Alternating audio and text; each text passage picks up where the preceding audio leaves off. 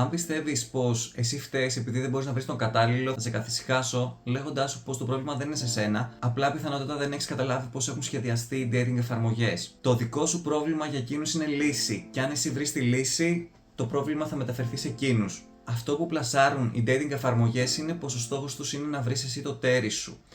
Ωστόσο, αυτό που πραγματικά θέλουν είναι το engagement. Δηλαδή να παραμείνεις στην εφαρμογή, να κάνεις swipes, να ανοίγεις μηνύματα, να βλέπεις διαφημίσεις ή να αγοράζεις συνδρομές. Αλλιώς η εφαρμογή θα καταρρεύσει. Πλέον, όλες οι dating εφαρμογές μεγάλου βεληνικούς χρησιμοποιούν αλγορίθμους μηχανικής μάθησης ώστε να μπορέσουν να σε αποκωδικοποιήσουν. Κοιτάνε ποια προφίλ σου αρέσουν, κάθε πότε στέλνεις μήνυμα, κάθε πότε απαντάς. Θέλουν να ξέρουν ακόμη και αν ένα προφίλ δημιουργεί απογοήτευση.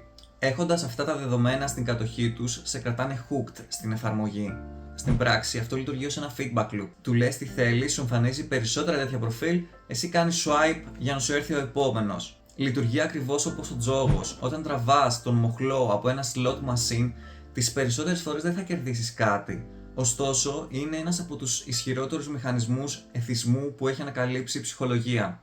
Οι εφαρμογές με infinite scrolling swiping χρησιμοποιούν ακριβώς την ίδια αρχή. Κάθε swipe είναι σαν να τραβάς το μοχλό ή να ρίχνεις ζάρια. Μπορεί να σου έρθει κάποιος που σου αρέσει πολύ, κάποιος μέτριος ή κάποιος που δεν σου αρέσει καθόλου. Αυτή η αβεβαιότητα σου δημιουργεί ένταση. Η προσδοκία μιας επιτυχημένης αντιστοίχησης εκρίνει μεγαλύτερη ποσότητα ντοπαμίνης στον οργανισμό σου από την ίδια την αντιστοίχηση. Θυμήσου πως ο εγκέφαλός μας λατρεύει την προσδοκία περισσότερο από το αποτέλεσμα. Οπότε η έκρηση ντοπαμίνης αυξάνεται όταν εσύ περιμένεις να πάρεις ένα match. Συνεπώς η διαδικασία συνεχίζεται. Αν κάθε swipe όμως ήταν και match, δεν θα έχει αξία, θα βαριώσουν. Γνωρίζουμε άλλωστε πως οτιδήποτε επαναλαμβάνεται σε μεγάλη συχνότητα χάνει την αξία του. Αν όμως δεν έπαιρνες και κανένα match, επίσης θα βαριώσουν.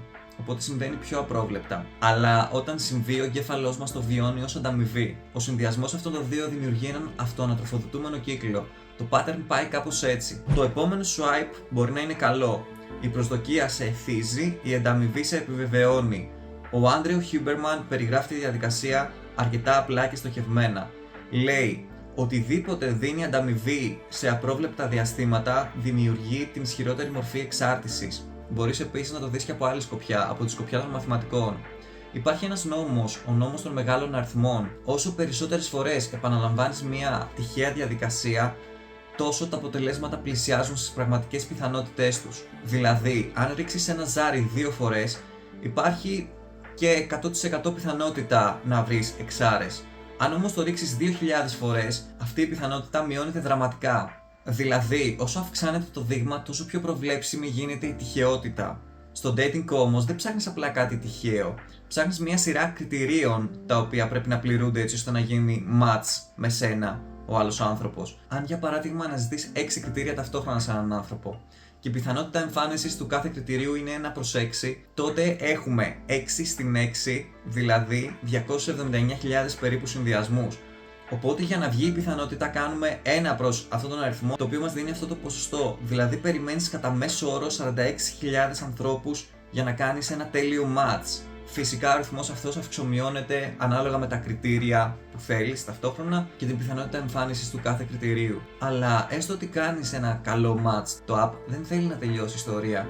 Οπότε σου δείχνει περισσότερα πιθανά ατέρια. Σου καλλιεργεί την ψευδαίσθηση ότι πάντα υπάρχει κάτι καλύτερο. Όσο περισσότερο καιρό το κάνεις όμως, τόσο δένεσαι με το παιχνίδι και λιγότερο με τους ανθρώπους. Και εν τέλει γίνεσαι μοναχικός, διότι ο εγκέφαλος μας δεν είναι φτιαγμένος για άπειρες επιλογές, αλλά για σύνδεση.